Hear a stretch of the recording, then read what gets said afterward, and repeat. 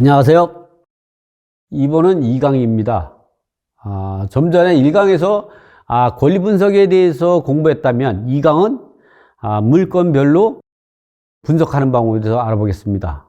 이 사례 같은 경우도 대부분 본인이 직접 낙찰받거나 제 지인들을 컨설팅 한 건데요. 이와 같이 보면 봉천 우성아파트죠. 봉천 우성아파트를 낙찰받아 부족한 연봉 만들기에 성공한 사람들이라 그래서 제가 이제 제 제자분을 투자하게 한 건데요. 내부를 보면은 이렇게 40평대라 방이 4개입니다. 그리고 욕실이 2개가 있는 상태고, 층수는 뭐 2층이지만 이렇게 봉천 우성이 세대가 굉장히 많죠. 이 물건이 보면 이제 2020년 1월 8일 날 감정가가 6억 9,900이었는데 5억 5,920만 원까지 가격이 저감이 됐습니다. 근데 이 당시에는 2020년 1월 8일 같은 경우는 여러분도 알겠지만 가격이 굉장히 막 폭등하는 그런 시기였거든요. 그래서 이런 경우는 사실은 아파트 사러 가면 500만 원만 깎아달라도 안 깎아주는 그런 시기였습니다. 그런데 이 물건을 보면 이때 시점이 시세가 7억 5천 정도 됐었어요. 7억 5천 대이기 때문에 뭐 한 7억에 쓸 수도 있고 막 이런 건데 왜 이렇게 입찰자가 2명밖에 없었느냐. 이러한 이유는 바로 여기에 있죠. 여기를 보면 임차인이 2명이 있는데 이 말소기준 권리는 2016년 8월 29일입니다. 그러니까 여기서 보면은 말소기준 권리가 2016년 8월 29일이 이제 근저당이 말소기준 권리죠.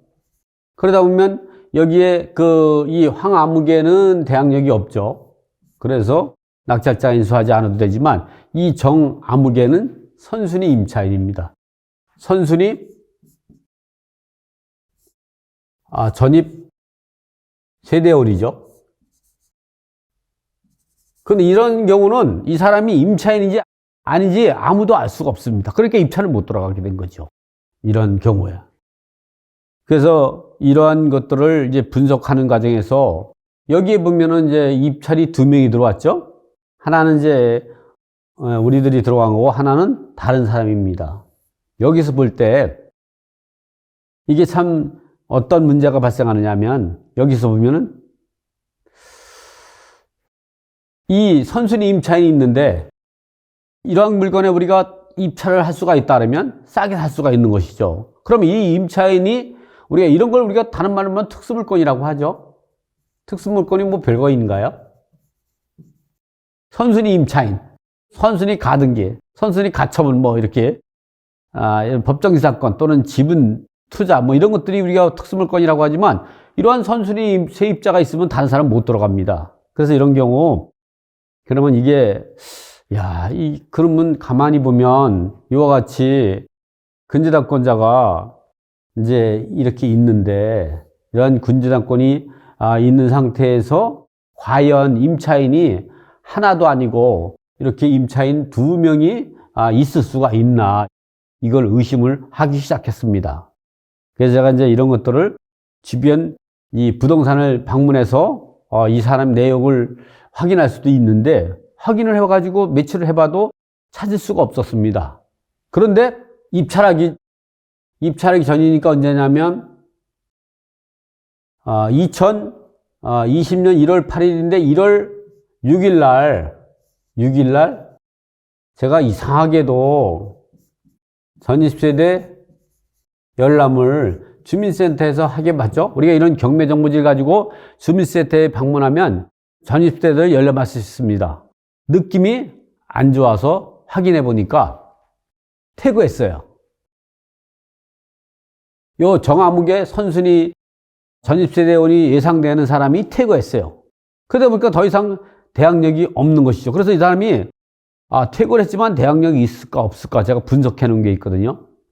그래서 보면 권리 분석하다가 놀라운 사실을 또 하나 발견했다. 이 내용을 보면 이렇게 경매 입찰 대상 물건 정보와 매각 물건 명세서를 확인해 보니까 2명이 전입대대원이 있었는데 이 중 황아무개는 권리신고 및 배당 요구한 대항력 없는 임차인이고 말소기준금보다 선순위로 전입한 그 전 아무개는 권리신고를 하지 않았다. 그래서 정 아무개가 진정한 임차인이라면 낙찰자가 인수해야 되는 사항이 된다. 그래서 이런 경우를 어떻게 해결할 것이냐. 그래서 입찰하기 이틀 전에 다시 한번 전입대회를 했어요. 그렇게 한 이유는 이게 좀 문제가 있겠다 생각을 했죠. 그래서 제가 경매를 30년을 했는데 하다 보니까 제 느낌이 가끔 맞아요. 제가 선순위 임차에 있는 거를 지금 몇 개 낙찰받아서 성공을 한 적이 있거든요. 아직까지 실패하지 않았습니다. 그런데 등기부를 확인해 보니까 금융기관이 채권 금액이 아파트 시세를 초과하고 있어서 이상한 느낌이 들었다. 진정한 임차인은 대항력 없는 황아무개 임차인밖에 없을 것이라는 느낌이 들었다. 그래서 입찰하기 전날 다음과 같이 전입대회를 해보니까 정아무개가 퇴거를 하고 황아무개만 남아 있었다. 그래서 입찰을 들어가게 됐는데요. 그러니까 이렇게 두 사람밖에 없으니까 제가 보기로는 하루 이틀 전에 퇴거한 사람이 2등으로 입찰 들어올 가능성이 상당히 높았다고 생각할 수가 있어요. 그래서 5억 9,230만 원을 쓴 사람은 2등으로 들어온 사람이 아마 퇴거한 사람이 아닐까 이런 의심을 하고 아마 그게 맞을 겁니다. 어쨌든 그러면 이 사람이 입찰하기 이틀 전에 퇴거했으면 대항력이 없는 것일까? 그래서 어떻게 아파트 시세보다 1억 2천만 원 싸게 살 수 있는가? 선순위 임차인이 퇴거해도 대항력이 발생하는 경우를 한번 생각을 해봤어요.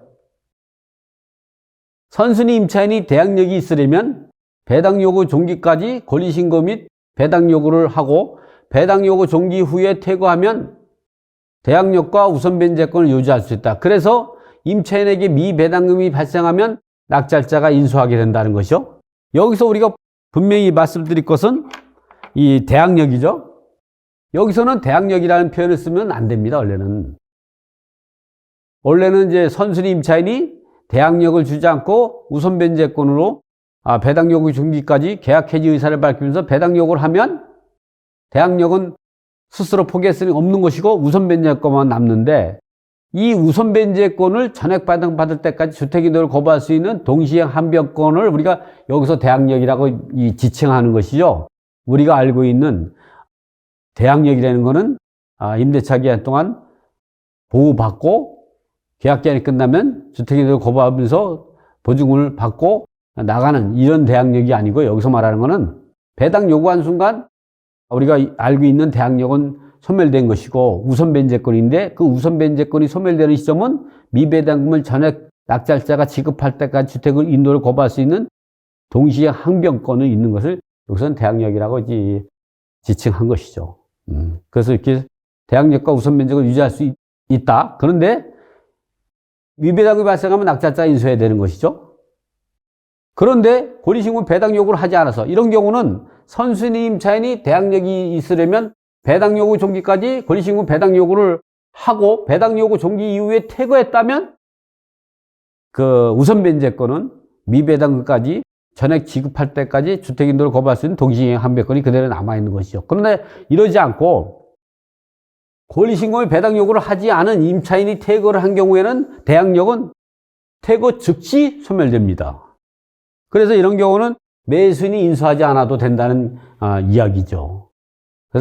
그래서 이런 아파트를 낙찰받으면 매수인이 인수할 금액이 없게 되는 것이죠. 그리고 입주 당시인 2020년 1월 아파트 시세를 조사해 보니까 7억 5천만 원 정도가 됐었어요.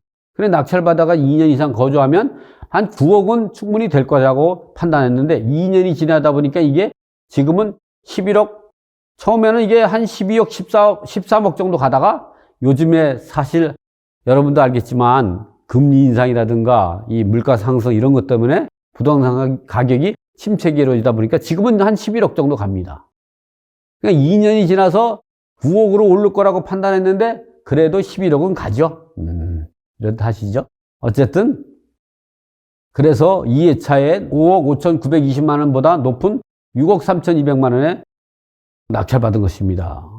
그래서 2020년 1월 8일 낙찰받고 2월 5일 날 잔금을 납부하고 아파트는 임차인으로부터 3월 19일 날 인도받아가지고 이제 그 명도가 완료된 것이죠. 그래서 왜 이 아파트가 임차인이 2명밖에 없었느냐.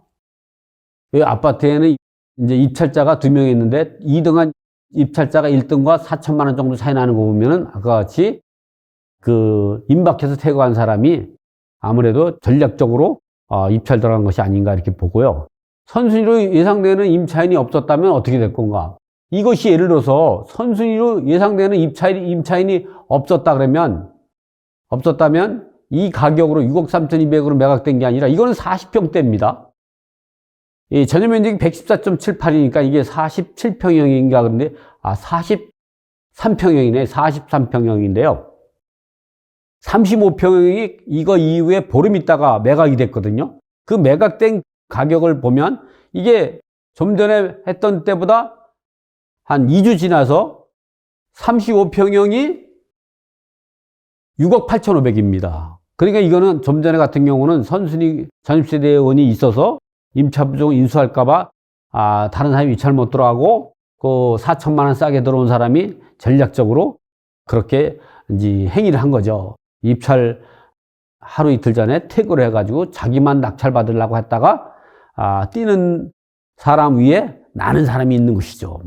그래서 이렇게 바로 보름 있다 매각한 게 6억 8,567만 원은 바로 좀 전에 43평은 더 높은 가격으로 매각이 될 건데 그러한 그 선순위 전입세대원이 예상돼서 임차보증 인수할까봐 그렇기 때문에 가격이 낮아진 것이다 이렇게 이해하시면 됩니다. 이번에는 요거는 잠실역에 있는 건데요. 잠실역에 있는 건데 감정가보다 높은 아파트를 낙찰받아 성공한 사례죠. 우리가 이번에 같은 경우는 이번 이야기하기 전에 이 선순위 그 임차인에 대해서 한번 조금만 더 짚고 넘어가겠습니다. 우리가 이제 보면 이렇게 선순위 임차인이 있는데 낙찰받으면 이렇게 선순위 임차인이 아니고 전입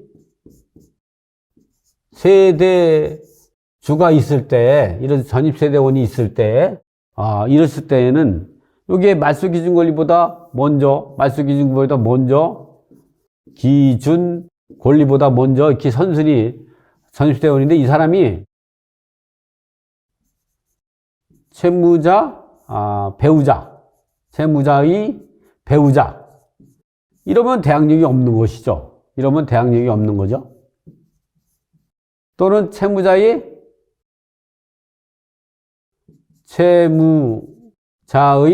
가족. 주민등록상 동일 세대원이면 대항력이 없는 것이죠. 그러나 우리가 유의할 점은 주민등록상 동일 세대원은 아니지만 동거인으로 되어 있다. 그러면 동거인은 별도 대항력이 있다는 게 대응판례 입장입니다. 그러니까 우리가 전입세대 열람을 할 때는 반드시 동일 세대원을 포함해서 열람을 해야 합니다. 그래서 동거인이 가족관계다. 그러면 그 동거인이 이 전입신고한 날로 기준으로 해서 합가를 하면 대항력이 발생한다는 게 대응판례 입장이고요. 그 가족이 범위를 초과되는 경우 동거인으로서 방 하나를 전세를 받았다든가 이랬다면 별도의 대항력이 있다는 게 또 대응판례 입장이니까 여러분 전입세대 열람할 때는 반드시 동일 세대원을 포함해서 떼어달라고 해서 꼭 동일 세대원은 대항력이 있는지 없는지 꼭 확인을 해야 된다. 그렇지만 가족관계에서는 대항력이 없다. 또 대항력이 없는 경우가 무상거주 확인서를 작성할 때가 있죠. 그런데 이렇게 채무자의 가족인지, 왜냐면 채무자가 퇴거해버리면 이 가족이 선순위 전입세대주가 되는 거예요. 또 배우자일 때 남편이 퇴거해버리면 배우자가 세대주가 되는 것이죠. 그리고 또 이렇게 무상거주 확인서 썼다. 이러면은 이러한 물건은 다른 사람이 입찰을 못 들어와요. 이런 경우는. 그럼 이런 경우를 금융기관에 확인해야 되는데 금융기관에서 확인시켜주는 데도 있지만 대부분이 개인정보법 때문에 안 가르쳐줘요. 이럴 때는 어떻게 하냐? 이제 우리가 두 가지 방법밖에 없죠. 첫째, 제일 좋은 방법이죠. 입찰을 포기한다. 입찰을 포기한다. 뭐 책임도 없는 거죠, 뭐. 둘째는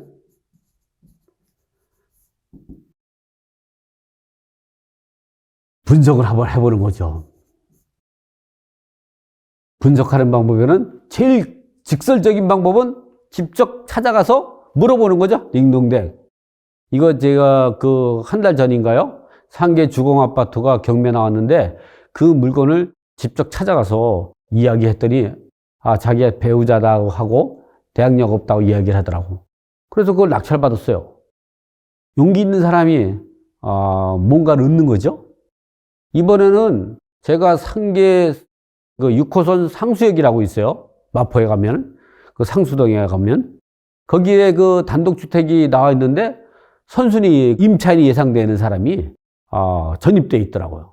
그래서 그거를 제가 이틀 동안에 주변에 부동산을 이제 다 다녔습니다. 그랬더니 한 1년 전에 그 주택을 매매계약서로 18억에 매매하려고 매매계약서 작성했다가 그 매도인, 집주인이 안 판다고 해서 못 팔았는데, 그러다 보니까 거기에 임대차 내역을 알 수 있더라고요. 선순위 임차인이 보증금이 2천만 원이랍니다. 그러니까 2천만 원 인수하면 되는 것이죠. 그래서 그가 낙찰받고, 근데 그 상태에서도 저보다 4천만 원을 낮게 쓴 사람이 있습니다. 그 사람은 집주인한테 4천만 원 주기로 약속을 하고 했다는 게 집주인이. 내가 명도할 때 집주인 이아무개라고 사장님한테 얘기 들었어요. 근데 내가 낙찰받는 바람에 이사비용 400만 원 밖에 못 받게 됐다고 그래서 억울해 하던 이야기도 듣거든요. 그래서 주변을 부동산 다니면 그러한 역사가 다 나옵니다. 제가 성심여대에 있는데 거기에서도 제가 원룸 30개 된 걸 갖다가 입찰 들어갈 때도 거기에는 5명이 선순위가 있었습니다. 그러니까 제가 이틀에 거쳐서 그 주변을 다녀보니까 그게 바로 한 6개월 전에 그거를 22억에 그 매매 계약서를 쓰려고 하다가 계약이 깨졌다고 하더라고요. 왜냐면 집주인은 한 25억 받으려고 매도인은 22억에 살려고 그러는데 22억에 안 판다고 해서 계약을 깼다고 하더라고요. 못했다고. 그러니까 그 내막에 그 5명이 선순위 임차인이 있냐 물어봤더니 그 5군데는 공실이고 그냥 전입신고만 돼 있지 지금 공실로 돼 있다. 그러니까 걱정 안 해도 된다. 그래서 제가 입찰에 참여한 적이 있는데요. 또 이 연신내 같은 경우도 그렇습니다. 연신내 같은 데도 지금은 가격이 25억에 낙찰받은 지금 50억 정도 가거든요. 이런 거 다 일일이 다 어떻게 하면 현장을 다녀가지고 주변에 직접 임차인들한테 물어볼 수도 있고, 아니면 또 채무자 가족한테 물어볼 수도 있고, 아니면 은행에도 물어볼 수 있는데 모를 때는 주변 부동산을 전부 뒤지다 보면 확인할 수가 있는 것이죠. 그래서 제가 이런 경우 나오고, 제가 최근에 반포동에 그 낙찰받은 게 있거든요. 제가 어디라고 제가 말씀을 드리지 못하겠어요. 왜냐면 지금 이제 즉시 항고가 들어가지고 대법원까지 올라가 있거든요. 그 집주인이 너무 싸게 팔았다고 해가지고 억울하다고 해가지고 하고 있습니다. 여러분들 제가 여기서 사건 번호는 못 가르치지만 지금 아마 검색해 보시면 나옵니다. 서울시 서초구 반포동 아파트입니다. 이게 21억 7천만 원에 7천만 원이죠. 이렇게 돼야죠. 7천만 원에 낙찰받았죠. 21억 7천 몇백 우수리인데 우수리까지 생각이 안 나네요. 어쨌든 이게 있습니다. 여러분 검색해보면 나올 겁니다. 이게 반포동이 나오게 되고, 참고로 낙찰받은 지가 한 8개월 됐습니다. 보시면 이게 시세가 얼마 가냐면 30억에서 32억 갑니다. 여기에 말소 기준금보다 선순위 전입세대주가 있는데 그 전입세대주를 제가 파악하냐고 한 달 동안 제가 맨날 간 건 아니고요. 일주일에 하루씩 해서 한 4주 동안 제가 이 주변에 부동산하고 그 관계 기관들 있잖아요. 다 찾아가가지고 확인했더니 그 선순위 전입세대주가 어떻게 됐냐면 채무자의 아들이더라고요. 그러면 채무자의 아들도 독립세대주가 되면 대항력이 있어서 인수할 수도 있겠죠? 그런데 왜 대항력이 없느냐? 건재당 설정 당시에는 주민등록상 동일 세대원으로 해가지고 부모와 같은 세대에 있었습니다. 그리고 나가지고 2년이 지나서 부모가 퇴거하다 보니까 아들이 최선순위가 돼버린 것이죠. 이미 버스는 지나간 거죠. 그러한 경우 이미 대항력이 없던 상태에서 채무자가 퇴거했다고 대항력이 새로 생기진 않습니다. 그래서 그걸 또 낙찰받았죠. 한번 여러분이 한번 확인해 보세요. 제가 이 사건 번호 같은 거를 알려주면 지금 소송 중이라 개인정보하고 문제가 있기 때문에 이 정도에 뭐 알려주는 거야 뭐 이제 큰 정보는 아니니까 제가 말씀드리는 거죠. 자, 그래서 이와 같이 이제 그 선순위가 있는 이런 물건을 여러분이 잘 파악하면 성공할 수가 있는 것이죠.